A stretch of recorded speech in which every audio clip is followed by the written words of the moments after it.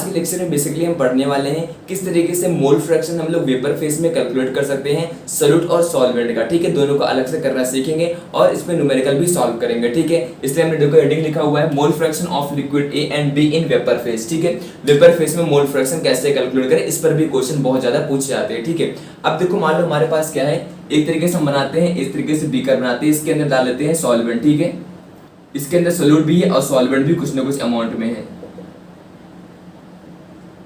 Solute भी इसके अंदर है और इसी के अंदर सॉल्वेंट है। ठीक है, और दोनों ही कैसे हैं, वोलेटाइल। वोलेटाइल का मतलब क्या है, दोनों ही वेपर का फॉर्मेशन कर सकते हैं। यहाँ पे क्या है, वेपर का फॉर्मेशन हो रहा है। ठीक है, तो वेपर का फॉर्मेशन कौन कौन कर सकता है, सोल्यूट भी कर सकता है और सॉल्वेंट भी कर सकता है, क्योंकि यहाँ पर दोनों हमने कैसा लिया, दोनों ही वोलेटाइल नेचर के हैं। ठीक है, मान लेते हैं जो हमारा सोल्यूट है, ठीक है, क्या है, जो हमारा सोल्यूट है जो कि स्मॉल अमाउंट में होता है, उसके मान लेते हैं हमारे पास लिक्विड ए को हम बोल रहे हैं सोल्यूट। ठीक है, लिक्विड ए और लिक्विड बी बोला हमने, दोनों को मिक्स किया तो लिक्विड ए हमारे पास क्या है, सोल्यूट है, लिक्विड ए। ठीक है, सोल्यूट है, इसके पास कुछ ना कुछ मोल फ्रैक्शन है पानी के अंदर। ठीक है, वेपर फेज की बात नहीं कर रहे, वाटर के अंदर इसके पास कुछ ना कुछ मोल फ्रैक्शन है। जब हमने इसको मिक्स किया और इसका जो प्रेशर है प्योर फॉर्म में, जिसका पार्शियल प्रेशर है वो पी नॉट ए हमने लिखा। ठीक है, हर एक सब्सटेंस का अपना पार्शियल प्रेशर होता है, इसका पार्शियल प्रेशर कितना है, पी नॉट ए है। अब इसमें और क्या चीज है, इसमें सॉल्वेंट है। ठीक है, सॉल्वेंट को हमने क्या बोला, लिक्विड बी बोल दिया। ठीक है, अब इसका मोल फ्रैक्शन कितना हो गया, काई बी हो गया, काई बी हो गया इसका मोल फ्रैक्शन, और पी नॉट बी हो गया इसका प्योर फॉर्म में वेपर प्रेशर। ठीक है, ये बात तो सबको क्लियर हो गई। ये किस में बात कर रहे हैं, ये जब पानी के अंदर है तब की बात कर रहे हैं। अब जब वेपर बनेगा तो वेपर में इसके कुछ ना कुछ मोल फ्रैक्शन जाएंगे, इससे कुछ ना कुछ मोल फ्रैक्शन जाएंगे। तो यहाँ पर हम लोग लगाते हैं डाल्टन्स लॉ। ठीक है, डाल्टन्स लॉ लगाते हैं और वहां से समझ में आएगा हमको ये सारी चीजें। तो डाल्टन्स लॉ क्या कहता है उसको हम लोग ध्यान समझेंगे और देखेंगे कैसे इसको पता करेंगे। अब देखो जो वेपर फेज में मोल फ्रैक्शन होगा उसको हम बोलेंगे काई ए, और इसको हम बोलेंगे काई ए नहीं, वाई ए। ठीक है, इसको हम बोलेंगे वाई ए और इसका बोलेंगे वाई बी बोलेंगे। ठीक है, मींस सॉल्वेंट का जो मोल फ्रैक्शन वेपर फेज में होगा उसको हम बोलेंगे वाई बी, और सोल्यूट का जो होगा उसको वाई ए बोलेंगे। ठीक है, ये क्या है, this is the mole fraction in vapour phase. Vapour phase में जो मोल फ्रैक्शन होगा उसकी बात की जा रही है। ठीक है, वाई ए। ठीक है, वाई ए होगा सोल्यूट के लिए, वाई बी होगा सॉल्वेंट के लिए। अब देखो डाल्टन्स लॉ के अकॉर्डिंग जो हमारा वाई ए होगा वो किसके बराबर होगा, P A upon P total. ठीक है, ये डाल्टन्स लॉ कहते हैं। अगर हम बी की बात करें तो कितना हो जाएगा, P B upon P total हो जाएगा। अब चलो इसको एक्सपेंडेड फॉर्म में लिखते हैं और समझते हैं कैसे होगा। ठीक है, आप लोग को राउल्ट्स लॉ तो याद ही होगा। राउल्ट्स लॉ क्या कहता है, पी ए होगा जो, ठीक है, जो प्रेशर होगा वो पी नॉट ए मतलब pure form multiply by there mole fraction के बराबर होता है। इस तरीके से हम लोग पी बी को क्या लिख सकते हैं, P naught B X B. इसके पहले वाले लेक्चर हमने इसको पढ़ाया भी था। ठीक है, इस तरीके से इसको हम लोग लिख सकते हैं। ठीक है, अब हम क्या करेंगे, इसको यहीं पे नोट करेंगे। तो पी ए कितना हो जाएगा, पी नॉट ए काई ए अपॉन टोटल कितना हो जाएगा, पी टोटल कितना होता है, याद करो, फिर से याद दिलाते हैं। पी टोटल जो होता है, पी टोटल क्या होता है, P A plus P B होता है। अच्छा, इसको और क्या लिख सकते हैं, पी ए को इसको नोट करो जाए, यहाँ पे क्या हो जाएगा, पी नॉट ए काई ए और प्लस पी बी वाले क्या लिखेंगे, P naught B chi B. ऐसे इसको हम लोग लिख सकते हैं। ठीक है, इसमें कोई दिक्कत नहीं होनी चाहिए। तो जरा अब यहाँ पे चलो नोट करते हैं, पी टोटल को क्या हो जाएगा, P A plus P B हो जाएगा। इसको हम लिख सकते हैं पी नॉट ए काई ए अपॉन, इसको हम और क्या लिख सकते हैं, पी नॉट ए काई ए plus P naught B chi B. इसको ऐसे लिखा जा सकता है। ठीक है, ये हो गया लिखने का तरीका। चलो बी वाले को भी लिखते हैं, कैसे लिखेंगे, P naught B chi B upon P A plus P B लिखेंगे, टोटल तो ऐसे ही लिखा जाएगा। इसको और क्या लिख सकते हैं, इसको ऐसे लिख दो ऊपर वाला, और नीचे ये क्या हो जाएगा, पी ए पी नॉट ए काई ए, और बी वाले कैसे लिखेंगे, P naught B chi B. इसको ऐसे लिखा जाएगा। ठीक है, इस तरीके से हम लोग इसको क्या करेंगे, आसानी से लिख सकते हैं। समझ में आ गया, कैसे लिख सकते हैं, वाई ए और वाई बी को लिखने का ये तरीका है। इस तरीके से इसको हम लोग आसानी से नोट कर सकते हैं। चलो आगे बढ़ते हैं इसमें कि क्वेश्चन कैसे आते हैं और इसको और किस तरीके से हम लोग नोट कर सकते हैं। चलो पहले वो डिस्कस कर लेते हैं, फिर क्वेश्चंस की तरफ भी बढ़ जाएंगे। ठीक है, अब यहाँ से ध्यान समझना, अगर हम चाहे तो ये दोनों को डिवाइड कर देते हैं। ठीक है, वाई ए अपॉन वाई बी। अच्छा, ये पॉइंट भी अपने दिमाग में बना के रखना कि वाई ए प्लस वाई बी जो होगा वो 1 के बराबर होगा। जैसे मोल फ्रैक्शन क्या होता है, काई ए प्लस काई बी 1 के इक्वल होता है, वैसे ये दोनों का भी सम 1 के बराबर ही होता है। ठीक है, उसमें कोई फर्क नहीं है। बस अंतर क्या है कि ये वेपर फेज में बात करता है वाई ए वाई बी, और काई ए काई बी जो यहाँ पे लिखा गया है ये क्या होता है, लिक्विड फेज में बात करता है। ठीक है, चलो यहाँ पे इसका रेशियो कितना आ जाएगा, P A upon P total, P B upon P total, तो पी टोटल कट जाएगा, चलो काट ही देते करके, P A upon P total, और यहाँ पे क्या आ जाएगा, P B upon P total. अब हम क्या करेंगे, यहाँ पर ये दोनों को कट कर देंगे, ठीक, इसको हमने कट कर दिया, तो क्या आ गया, ये P A upon P B आ गया, किसके बराबर आ गया, P A upon P B.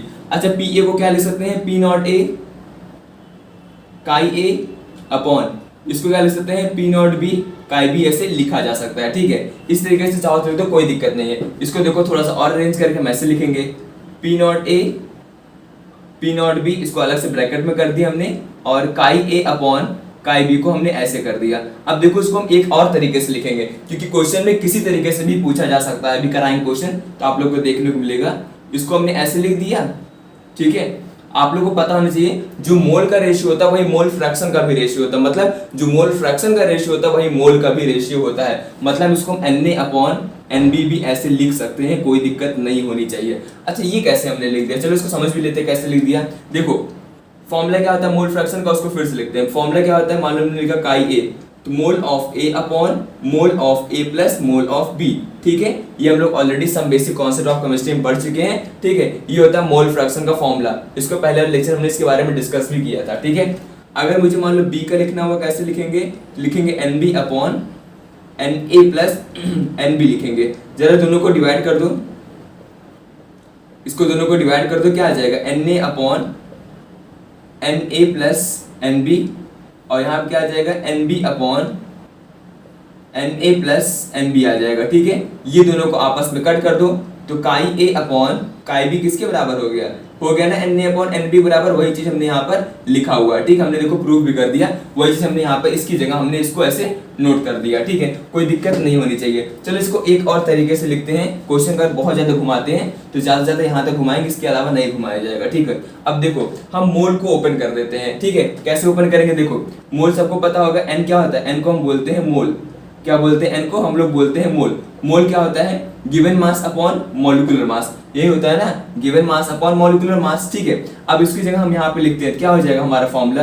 काई A upon chi B equals to P naught A upon P naught B, को ऐसे ही रहेंगे, इसमें कोई चीज नहीं करने वाले। अब हम लोग इसको हम लोग मोल को वेट और मॉलिक्यूलर मास के फॉर्म में लिखेंगे, कैसे लिखेंगे, W A upon M B हो जाएगा, और इसको कैसे लिखेंगे, डब्ल्यू बी और ऊपर चला जाएगा एम बी, सॉरी ये एम ए रहेगा, ठीक। इस तरीके से मतलब हम इसको हम चाहे तो लिख सकते हैं, ठीक है। ये हो गया इसका तरीका लिखने का। तो ऐसे इस पे भी क्वेश्चन बन सकता है, मतलब हमने आप लोगों को हर एक फॉर्म बता दिया जहां से क्वेश्चन बनने के चांसेस हो सकते हैं, ठीक है। चलो अब दिखाते हैं ऐसा पढ़ाने का रीजन क्या है, कि इस पे क्वेश्चन कैसे बनता है, और आने के चांसेस 100% है कि यहाँ से क्वेश्चन जरूर आएगा, ठीक है। क्या हमने बता दिया, हमने बताया किस तरीके से आप लोग मोल फ्रैक्शन कैलकुलेट कर सकते हो वेपर फेज के अंदर, ठीक है। चलो आगे बढ़ते हैं नेक्स्ट।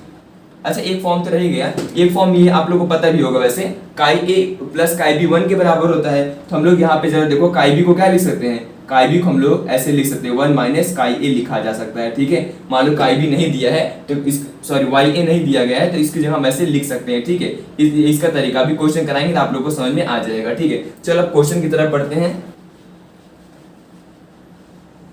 एनसीईआरटी में भी क्वेश्चन दिया गया, उसको आप लोग सॉल्व भी करेंगे और मुझे बताएंगे आया कि नहीं आया आप लोग का, ठीक है। चलो इसी पे टॉपिक पे एक क्वेश्चन लेते हैं। क्वेश्चन हमारे पास है पहला, 2 मोल ऑफ लिक्विड ए है, लिक्विड ए का 2 मोल है, और इसका पी नॉट है, प्योर फॉर्म में वेपर प्रेशर बोला गया इसका 400 है, और ये कितना है, 3 मोल ऑफ लिक्विड बी है, ठीक है। इसका पार्शियल प्रेशर बोला गया है 200, इसका पार्शियल प्रेशर बोला गया है 200। क्या कैलकुलेट करना है, कैलकुलेट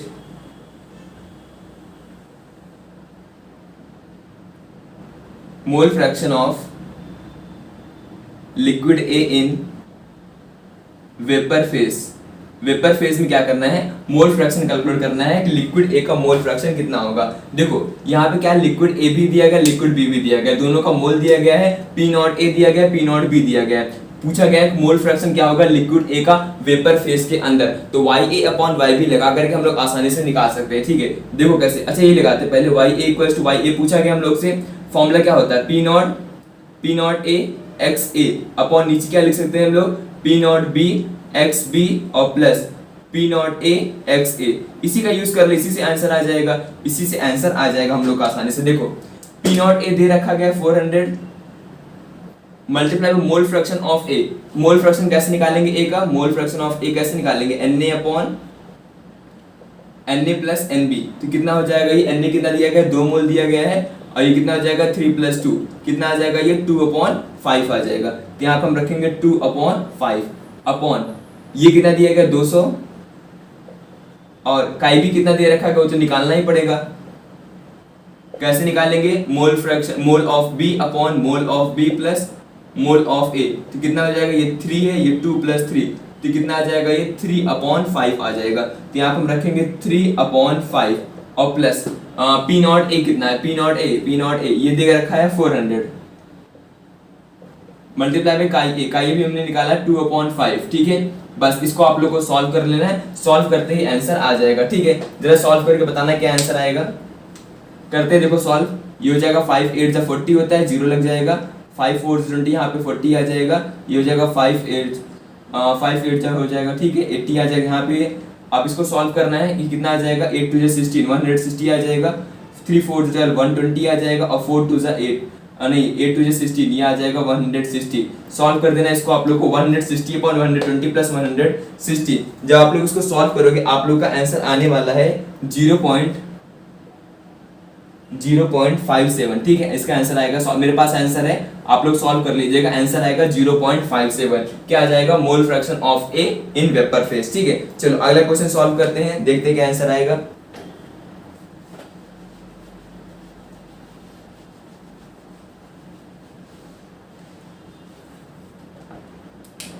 नेक्स्ट क्वेश्चन है, ratio of mole fraction of A and B is. आसान क्वेश्चन लग रहा है।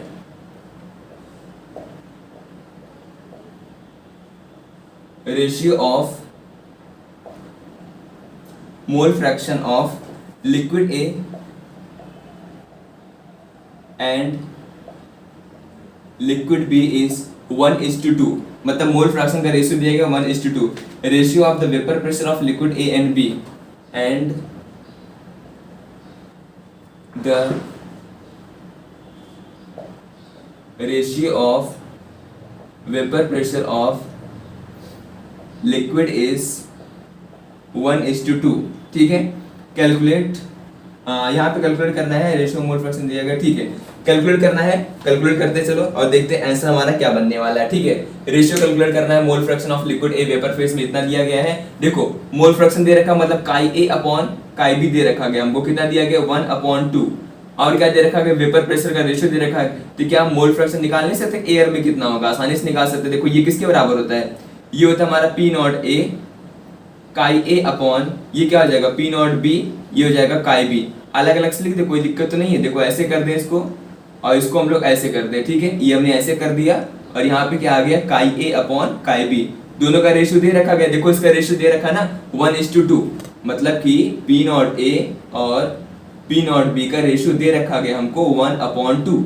रख दो यहाँ पे 1/2, ये हो गया और ये हो गया 1/2। तो कितना आ गया, ये 1/4। तो रेशियो कितना आ गया, वाई ए अपॉन वाई बी का 1/4 आ गया। देखो ऐसे आसान से भी क्वेश्चन आ सकते हैं, बस आप लोग को इसमें क्या पता करना था, ये आप लोग को पता होना चाहिए। ठीक है, इसका रेशियो इसके बराबर होता है। ठीक है, ये थोड़ा सा आसान क्वेश्चन था। अब थोड़ा एक और क्वेश्चन कराते हैं जो कि थोड़ा सा हार्ड लगेगा आप लोग, क्यों, क्योंकि यहाँ पर हम लोग मॉलिक्यूलर वेट पे क्वेश्चन सॉल्व करने वाले, जो हमने भी लास्ट में बताया था फॉर्मूला उस पर। ठीक है,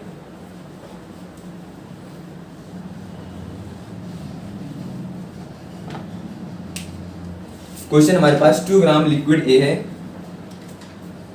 एक सेकंड 2 ग्राम हमारे पास क्या है, लिक्विड ए है, जिसका पी नॉट ए दे रखा गया 200, 200 दिया गया है। ठीक है, और 3 ग्राम हमारे पास क्या दे रखा गया, लिक्विड बी दे रखा है, और जिसका पी भी दे रखा गया है 300 दे रखा गया। ठीक है, प्रेजेंट इन कंटेनर, कहाँ पे प्रेजेंट है, कंटेनर के अंदर, present in container.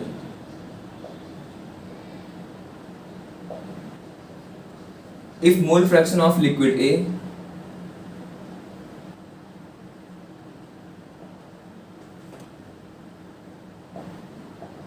if mole fraction of liquid A in vapor phase is 0.4, in vapor phase is 0.4, calculate MA upon ME.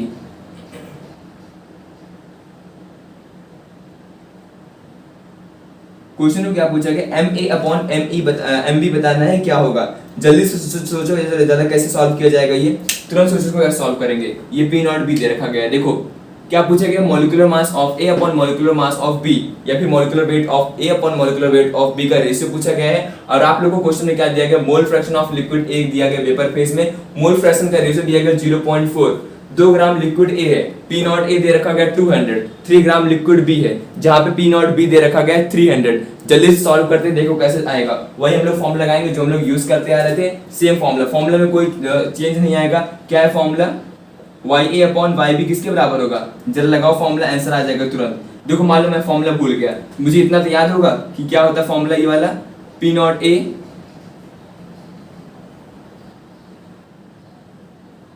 और हमने यहाँ पे क्या बताया, जो मोल फ्रैक्शन का रेशियो होता है वही मोल का रेशियो होता है, तो अब इसको ऐसे लिखेंगे P naught A upon P not B, ऐसे कर देंगे। और यहाँ पे क्या कर देंगे, NA अपॉन NB कर देंगे, ठीक है। अब मोल से भी काम नहीं चलेगा, ठीक है। मोल की जगह हम लोग को क्या लाना पड़ेगा, इसको मॉलिक्यूलर वेट और मास में कन्वर्ट करना पड़ेगा। तो कैसे इसको हम लिख सकते हैं, देखो P naught A upon P not B ऐसे लिख देंगे इसको।